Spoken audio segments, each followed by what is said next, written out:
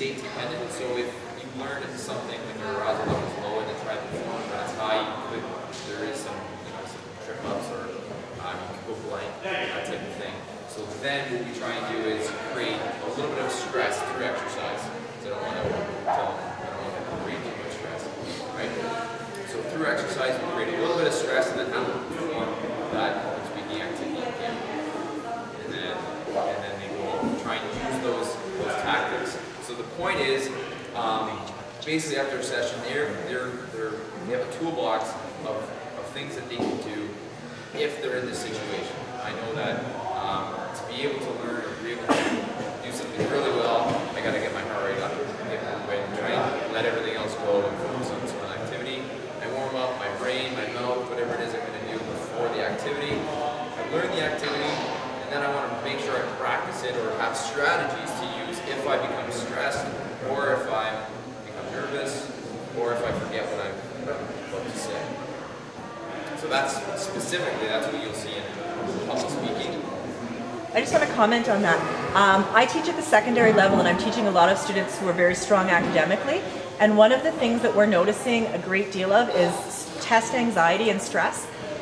So great skills for students to be able to work on. It's something we're working on in the classroom too, because these kids, they set very high goals for themselves, and then when they're not reaching those goals, or they're stressing so much about trying to have that mark, so that even our gifted students, they're saying, they're starting to panic when it's test time.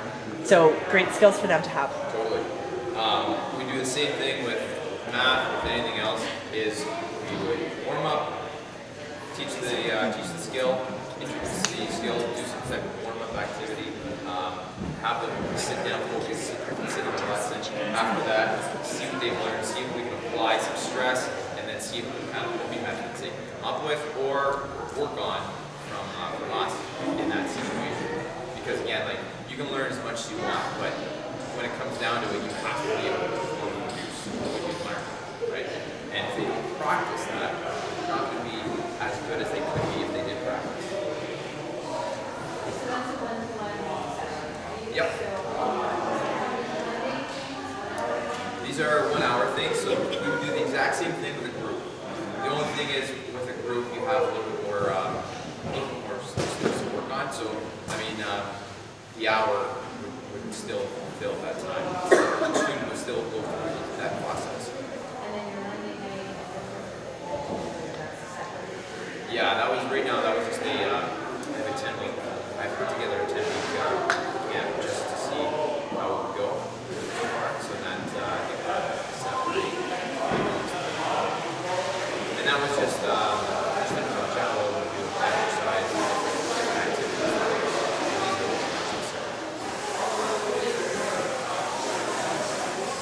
Yeah. These classes, they run 1 hour a week for 6 weeks, and they'll have one to do after that. Yes. They'll go 6 weeks. Let's see. They'll go 6 weeks. Each camp will go 6 weeks long. So they'll have one an hour and a half, about an hour, to go through that process, and then be given homework after that. And homework will include exercising first, so we'll see them doing squats, push-ups, sit-ups, and stuff like that, and then followed by their activity or their practice.